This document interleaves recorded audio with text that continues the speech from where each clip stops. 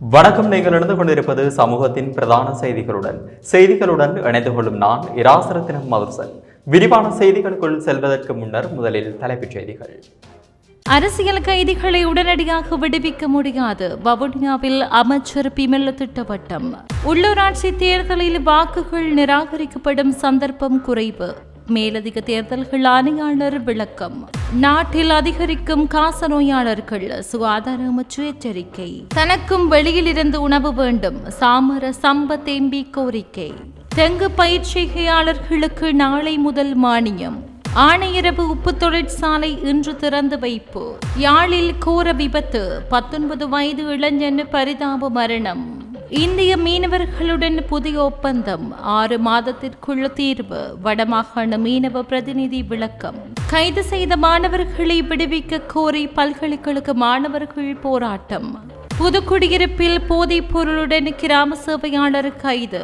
மறுவாழ்வு நிலையத்தில் உயிரிழந்த இளைஞன் கொலையின சந்தேகம்.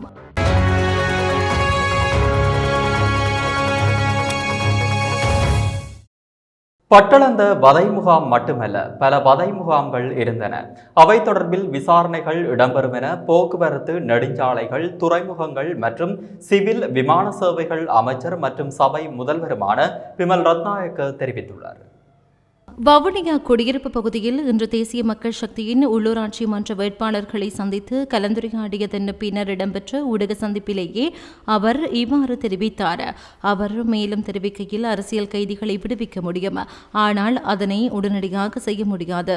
நாம் ஆட்சிக்கு வந்து 4 மாதங்கள் தான் ஆகியுள்ளது. ஜனாதிபதிக்கு அதிகாரங்கள் இருந்தாலும் அதனை படிப்படியாக அதற்கான செயல்முறைகளூடாகத்தான் செய்ய முடியும். காணிகள் உடனடியாக விடுவிக்கப்பட்டுள்ளது. வடக்கின் கைத்தொழிற்சாலைகளை மீள இயங்கு நிலைக்கு கொண்டு வந்துள்ளோம். வரவு செலவு திட்டத்தில் கூட முன்னைய அரசாங்கங்கள் ஒதுக்காத அளவு அதிக நிதியை நாம் வடக்கிற்கு ஒதுக்கியுள்ளோம். 1980ஆம் ஆண்டு காலப்பகுதியில் பட்டளந்த வதை முகாம் மாதிரி பல வதை முகாம்கள் இருந்தன. தெற்கில் ஜேவிபி, யூஎன்பி பிரிந்திருந்தது போன்று வடக்கில் எல்டிடிஇ, இபிடிபி, இபிஆர்எல்எஃப் என பிரிந்து செயற்பட்டிருந்தார்கள். வதை முகாம்கள் தொடர்பில் விசாரணைகள் முன்னெடுக்கப்படும். தமிழ், சிங்கள, முஸ்லிம் மக்கள் என எல்லோருமே பாதிக்கப்பட்டுள்ளார்கள். எல்லா பிரச்சனைகளையும் உடனடியாக விசாரிக்க முடியாது. படிப்படியாக முன்னெடுக்கப்பட்டு இந்த நாட்டில் ஒரு நல்லிணக்கத்தை மீள கட்டியெழுப்ப வேண்டும் என தெரிவித்தார். தமிழர் பகுதிகளில் மாத்திரமின்றி நாடு தழுவிய ரீதியில் பரவலாக வேட்பு மனுக்கள் நிராகரிக்கப்பட்டுள்ளதாக மேலதிக தேர்தல்கள் ஆணையாளர் சிவசுப்பிரமணியம் அச்சுதன் தெரிவித்தார். ஊடகம் ஒன்றுக்கு வழங்கிய செவ்வியில் அவர் இந்த விடயத்தை கூறியுள்ளார்.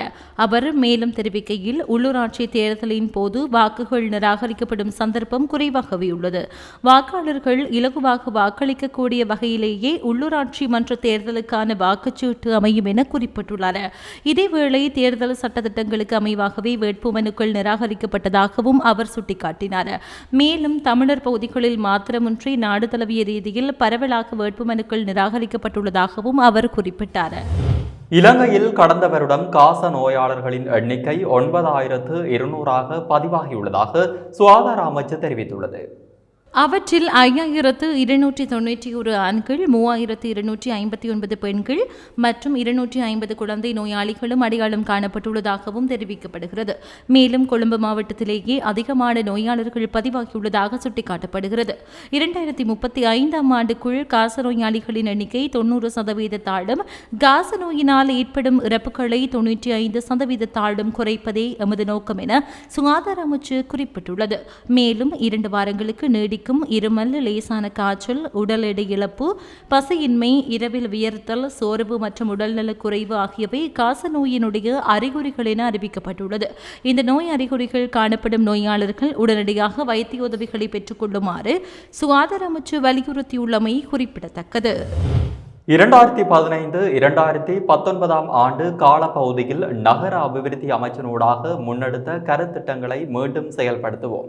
கொழும்பு நகரை அபிவிருத்தி செய்யும் ஆணையை எமக்கு வழங்குங்கள் என ஐக்கிய குடியரசு முன்னணியின் தலைவர் பாட்டலி சம்பிக்க ரணவக்க தெரிவித்தார். கொழும்பு மாநகர சபை தேர்தலில் போட்டியிடும் ஐக்கிய குடியரசு முன்னணியின் வேட்பாளர்கள் நேற்று மத வழிபாடுகளுடன் தேர்தல் பிரசாரங்களை முன்னெடுத்தனர். இதன்போது ஊடகங்களுக்கு கருத்துரைக்கையில் மேற்கண்டவாறு குறிப்பிட்டார். கொழும்பு நகரத்தை அபிவிருத்தி செய்வதற்காக நாங்கள் முன்னெடுத்த பணிகள் அனைத்தும் 2019ஆம் ஆண்டுடன் இடைநிறுத்தப்பட்டன. குறிப்பாக கொழும்பு நகரின் கழிவகற்றல், திண்ம கழிவகற்றல் மற்றும் வெள்ளப்பெருக்கு ஆகிய பிரச்சினைகளுக்கு தீர்வு கண்டோம். கொழும்பு நகரில் வாழ்பவர்களில் 70% குறைவான வருமானத்தை பெறும் தரப்பினர்கள் ஆவர். இவர்கள் ஏழைகள். இவர்களில் ஒரு பகுதியினருக்கு தொடர்மாடி குடியிருப்புகளை வழங்கினோம். மிகுதியாக உள்ளவர்களுக்கு வீடுகளை வழங்குவதற்கான நடவடிக்கைகளை நாங்கள் முன்னெடுப்போம். கொழும்பினை அழகுபடுத்துவோம். கொழும்பில் எந்தவித அபிவிருத்திகளையும் மேற்கொள்ளாதவர்கள் இன்றும் வாய்ச்சொல் வீரர்களாக பொய்யுரைக்கிறார்கள். கொழும்பு நகரை அபிவிருத்தி செய்ய ஆணையை எமக்கு வழங்குங்கள் என்றார். பாராளுமன்ற உறுப்பினர் சாமர சம்பத் தசநாயக்க கொழும்பு சிறைச்சாலை அதிகாரிகளிடம் வெளியில் இருந்து உணவு கொண்டு வர அனுமதிக்குமாறு எழுத்துப்பூர்வ கோரிக்கை விடுத்துள்ளார். விளக்கமறியலில் வைக்கப்பட்டுள்ள கைதிகளுக்கு வழக்கமாக வழங்கப்படும் வசதிகள் பாராளுமன்ற உறுப்பினர் சாமர சம்பத் தசநாயக்கவிற்கும் வழங்கப்பட்டுள்ளதாக கூறப்படுகிறது.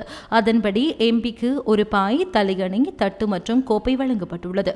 இதற்கிடையில் கண்டி தும்பர சிறைச்சாலையில் தடுத்து வைக்கப்பட்டுள்ள முன்னாள் ஜிபி தேசப்பந்து தென்னக்கோனுக்கு வீட்டிலிருந்து உணவு கொண்டு வர சிறைச்சாலை அதிகாரிகள் சமீபத்தில் அனுமதி வழங்கியுள்ளனர். இதன் காரணமாகவே சாமர சம்பத் எம்பியும் தனக்கு வெளியிலிருந்து உணவு கொண்டு வர அனுமதிக்குமாறு தெரிவித்துள்ளமை குறிப்பிடத்தக்கது. தெங்கு பயிர்ச்செய்கையாளர்களுக்கு நாளை முதல் மானிய முறையில் உரம் வழங்கப்பட உள்ளதாக தெரிவிக்கப்படுகிறது. ரஷ்யாவினால் நன்கொடையாக வழங்கப்பட்ட 27,500 மெட்ரிக் டன் உரத்துடன் யூரியாவை கலந்து தெங்கு பயிர்ச்செய்கைக்கான உரம் தயாரிக்கப்பட்டு வருவதாக அரசு உர நிறுவனம் அறிவித்துள்ளது. சந்தையில் 9,000 ரூபாவுக்கு விற்பனை செய்யப்படும் 50 கிலோகிராம் உர மூடையை 4,000 ரூபாவுக்கு மானிய விலையில் விற்பனை செய்வதற்கு எதிர்பார்த்துள்ளதாக பெருந்தோட்ட மற்றும் சமூக உட்கட்டமைப்பு அமைச்சு அறிவித்துள்ளது. நவீன உபகரணங்கள் மற்றும் பொதியிடல் வசதிகளுடன் மீளமைக்கப்பட்ட ஆனையிறவு உப்பளத்தின் ரஜலுணு உப்பு உற்பத்தி இன்றைய தினம் ஆரம்பித்து வைக்கப்பட்டது. அயடின் சேர்க்கும் தொழில்நுட்பத்துடன் நவீனமயப்படுத்தப்பட்ட இந்த தொழிற்சாலையூடாக இன்றிலிருந்து நுகர்விற்காக உப்பு சந்தைக்கு அனுப்பப்பட உள்ளது. கடந்த நாட்களில் நிலவிய உப்பு தட்டுப்பாட்டை நீக்கும் வகையில் கைத்தொழில் அமைச்சின் கீழ் உப்பு உற்பத்தி ஒன்றை அறிமுகப்படுத்துவது தொடர்பில் கடந்த சில வாரங்களாக அரசாங்கம் கவனம் செலுத்தியிருந்தது. அதன் பிரகாரம் ஆனையிறவு உப்பளத்தில் ரஜலுணு என்ற பெயரில் குறித்த உப்பு உற்பத்தி ஆரம்பிக்கப்பட்டுள்ளது. இந்த நிகழ்வில் கைத்தொழில் அமைச்சர் சுனில் கந்துன்னெத்தி, பிரதி அமைச்சர் சதுரங்க அபிசிங், கடற்றொழில் அமைச்சர் ராமலிங்கம் சந்திரசேகரன், நாடாளுமன்ற உறுப்பினர் இளங்குமரன், வடக்கு மாகாண ஆளுநர் வேதநாயகன், மேலதிகார சதிபர் நலாயினி இன்பராஜ் மற்றும் கண்டாவளி பிரதேச செயலாளர் பிருந்தாகரன் ஆகியோர் கலந்து கொண்டனர். யாழ்ப்பாணம் சுன்னாகம் கந்தரோடை பழனி கோவிலடி பகுதியில் இன்றைய தினம் இடம்பெற்ற மோட்டார் சைக்கிள் விபத்தில் இளைஞர் ஒருவர் உயிரிழந்துள்ளார். சிவராசா பிரவீன் என்ற 19 வயதுடைய இளைஞனே இவ்வாறு உயிரிழந்துள்ளார். குறித்த இளைஞன் செலுத்தி வந்த மோட்டார் சைக்கிளானது இன்னொரு மோட்டார் சைக்கிளுடன் மோதி விபத்து சம்பவித்துள்ளது. இந்த விபத்தில் மேலும் ஒருவர் சிக்கிய நிலையில் சிறு காயங்களுடன் உயிர் தப்பியுள்ளார். விபத்து குறித்து விசாரணைகளை சுன்னாகம் போலீசார் மேற்கொண்டு வருகின்றனர். 6 மாதத்திற்குள் இழுவைமடி தொழிலை முற்றுமுழுதாக நிறுத்த இந்திய மீனவர்கள் ஏற்றுக்கொண்டதாகவும் எல்லை நிர்ணயிக்கப்பட்டு அவர்களுடன் புதிய ஒப்பந்தம் ஒன்றை மேற்கொள்ள உள்ளதாகவும் வடக்கு மாகாண மீனவ பிரதிநிதி வர்ணகுலசிங்கம் தெரிவித்தார். அண்மையில் தமிழ்நாடு மீனவர்களுக்கும் வடக்கு மீனவர்களுக்கும் இடையில் இடம்பெற்ற சந்திப்பு தொடர்பில் ஊடகங்களுக்கு அவர் கருத்து தெரிவிக்கையில், நீங்கள் ஒரு அவகாசம் தந்து ஒரு எல்லை ஒன்றை நிர்ணயிக்கணும். எல்லை என்று சொன்னால் எத்தனை கிலோமீட்டர், இப்ப இந்தியாவிலிருந்து எத்தனை, இந்தியா இங்கிருந்து ஸ்ரீலங்காவிலிருந்து இந்தியாவிலிருந்து எத்தனை கிலோமீட்டர், அது குறிக்கப்பட்டு 12 கிலோமீட்டர் அல்லது 15 கிலோமீட்டருக்கு இந்தியாவில் நீங்கள் வரக்கூடாதுன்னு சொல்லி எல்லை ஒன்று நிர்ணயிக்கப்பட்டு நீங்கள் ஒரு அவகாசம் தந்தால் தாங்கள் அதுக்குள்ள தொழிலை செய்து கொண்டு அந்த அவகாசம் முடிய தாங்கள் இழுவமடியை முற்றுமுழுதாக நிறுத்தணும் என்று சொல்லியிருக்கிறார்கள். அப்ப நான் சொன்னது இப்படித்தான், நீங்கள் 5 மாவட்டத்தின் விசப்படை மீனவரையும் கூட்டிக் கொண்டு ஒருங்கிணைக்க அமைச்சு நீங்கள் அவையட்டையில் ஒப்புத கடிதங்களையும் வேண்டிக் கொண்டு இப்ப நாங்கள் கலைச்சதுக்கு நாங்க 2016ஆம் ஆண்டு 2 அரசாங்கத்தாலையும் எடுக்கப்பட்ட முடிவுக்கு அமைய அதிலிருந்து நாங்கள் பேச்சுவார்த்தை துவங்கணும். நாங்கள் இப்படித்தான் எங்கிறது நீங்கள் நாங்கள் ஒரு இடம் ஒரு எல்லையை நிர்ணயிப்போம், அந்த எல்லைக்குள்ள நீங்கள் தொழில் செய்யணும். அடுத்தது 6 மாசம் 6 மாசத்தால நீங்கள் முற்றுமுழுதாக இழுவமடி தொழிலாளத்தை நிப்பாட்டணும் என்று சொல்றதுக்கு நாங்க அவர்களும் ஒத்துக்கொண்டு எங்களோட பேசி முடித்தவர்கள். அப்ப இந்த நாங்கள் பேசினது இதுதான். அப்ப இதுக்கு அவர்கள் சம்மதிச்சிருக்கிறார்கள். அப்ப அடுத்த கட்ட பேச்சில் தான் நாங்கள் ஒரு ஒரு கடிதம் ஒப்பந்தம் என்று எழுதி அந்த ஒப்பந்தத்தில் எல்லையை நிர்ணயிச்சு இந்த எல்லைக்குள்ள நீங்கள் வரக்கூடாது, அதுக்கு அங்கால நீங்கள் தொழில் செய்ய வேணும், அடுத்த இத்தனை மாசத்துக்குள்ள உங்களுக்கு தொழில் எல்லாத்தையும் நிப்பாட்டணும் என்று சொல்லி அவர்கள் நாங்கள் இப்போ எங்களுக்கு ஆக்கள் முற்றுமுழுதாக ஒத்துக்கொள்ள இல்லை. இந்த அடிப்படையில் இப்போ அவை ஒரு எல்லை நிர்ணயிக்கப்பட்டு தாங்கள் அந்த எல்லைக்கு அங்கால நான் தொழில் செய்வோம் என்று சொன்னதுக்கு அடிப்படையில் தான் அடுத்த கட்ட பேச்சுக்கு நாங்கள் நகர்வோம் என்று சொல்லி எங்கள் இந்த பேச்சுவார்த்தை எங்கள் இந்த இதுகள் முடிஞ்சது. அப்போ அதை சில பேர் இங்கே விமர்சித்து கொண்டிருக்கிறார்கள். என்னென்று சொன்னால் தாங்கள்தான் மீனவர்கள் சம்மேளனம் கிராமி அமைப்பு என்று சொல்லி சில இதுகள் விமர்சனித்து ஏனென்றால் இவர்களை மீனவர்கள் என்று சொல்லி எந்த மக்கள் அங்கே அனுப்பினது இல்லை, சங்கத்திலிருந்து சமாசத்துக்கு அனுப்பினதோ சமாசத்திலிருந்து சம்மேளனத்துக்கு அனுப்பினதோ அல்லது கிராமியத்துக்கு அனுப்பினதோ இவர்கள் எந்த மக்களாலையும் அனுப்பப்படாமல் ஒரு கட்சியால உருவாக்கப்பட்டார்கள், கட்சியால நியமிக்கப்பட்டார்கள், நியமனம் கொடுக்கப்பட்டார்கள். கட்சி ஒரு அந்த ஏசியை கூப்பிட்டு ஒரு கூல ஏசியோடு இருக்கிறாங்க, அந்த ஏசியை கூப்பிட்டு கூட்டுறவு இந்த யாழ் மாவட்ட ஏசியை கூப்பிட்டு கட்சி சொல்லி ஏசி ஊடாகத்தான் இவர்கள் நியமனம் கொடுக்கப்பட்டு நியமனம் கொடுக்கப்பட்டும் 2.5 வருஷமாகுது. இன்றை வரையாவது இந்த சம்மேளனம் இந்த மக்களுக்காக என்னத்தை செய்திருக்கு? அனைத்து பல்கலைக்கழக மாணவர் ஒன்றியத்தின் அமைப்பாளரான மதுஷான் சந்திரஜித் உட்பட 2 பேரை விடுதலை செய்யுமாறு கோரி தென்கிழக்கு பல்கலைக்கழக மாணவர்கள் போராட்டத்தில் ஈடுபட்டனர். குறித்த போராட்டமானது நேற்றைய தினம் பல்கலைக்கழகத்திற்கு முன்பாக இடம்பெற்றுள்ளது. கடந்த வியாழக்கிழமை சுகாதார அமைச்சுக்கு முன்பாக போராட்டத்தில் ஈடுபட்டவர்களில் 27 பேரை போலீசார் கைது செய்தனர். இவர்களில் அனைத்து பல்கலைக்கழக மாணவர் ஒன்றியத்தின் அமைப்பாளரான மதுஷான் சந்திரஜித் உட்பட 2 பேரை எதிர்வரும் ஏப்ரல் மாதம் 4ஆம் தேதி வரை விளக்குமறியலில் வைக்குமாறு மாளிகாவத்தை நீதவான் நீதிமன்றம் நேற்று உத்தரவிட்டிருந்தது. கைது செய்யப்பட்ட ஏனைய 25 பேரை பிணையில் விடுதலை செய்யுமாறும் நீதிமன்றம் உத்தரவிட்டிருந்தது. இந்த நிலையில் தென்கிழக்கு பல்கலைக்கழக மாணவர்கள் பல்கலைக்கழகத்திற்கு முன்பாக கல்முனை அக்கரைப்பற்று பிரதான வீதியில் கூடி போராட்டத்தில் ஈடுபட்டனர். முல்லைத்தீவு புதுக்குடியிருப்பு வைத்தியசாலைக்கு முன்பாக ஹெரோயின் போதைப் பொருளை உடமையில் வைத்திருந்த குற்றச்சாட்டில் பணியிடை நிறுத்தப்பட்ட கிராம சேவையாளர் ஒருவர் புதுக்குடியிருப்பு போலீசாரினால் நேற்றைய தினம் கைது செய்யப்பட்டுள்ளார்.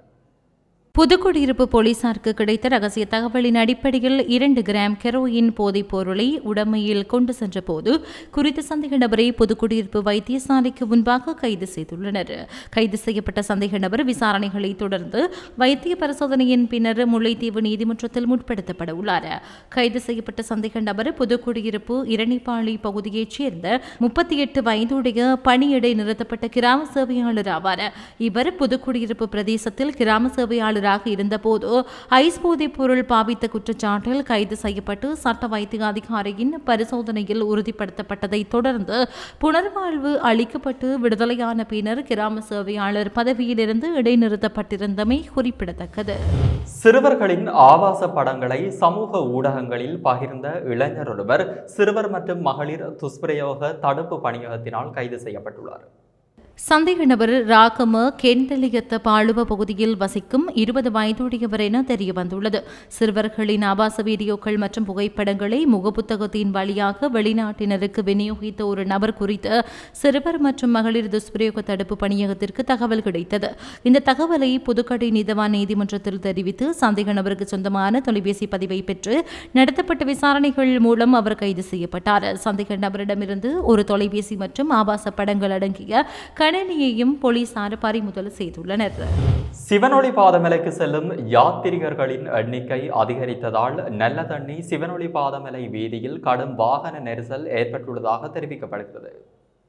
சிவனொளி பாதமலைக்கு செல்லும் யாத்ரிகர்களின் எண்ணிக்கை அதிகரித்ததால் நல்லதண்ணி சிவனொளி பாதமலை வீதியில் கடும் வாகன நெரிசல் ஏற்பட்டுள்ளதாக நல்லதண்ணி போலீசார் தெரிவித்துள்ளனர். பாடசாலை விடுமுறை நாட்கள் மற்றும் வார இறுதி காரணமாக வெள்ளிக்கிழமை காலை முதல் கணிசமான எண்ணிக்கையான யாத்ரிகர்கள் சிவனொளி பாதமலைக்கு செல்கின்றனர். இதனால் ஏற்பட்ட கடும் வாகன நெரிசல் காரணமாக யாத்திரிகர்கள் ஒரே இடத்தில் நீண்ட நேரமாக காத்திருக்க வேண்டியுள்ளது.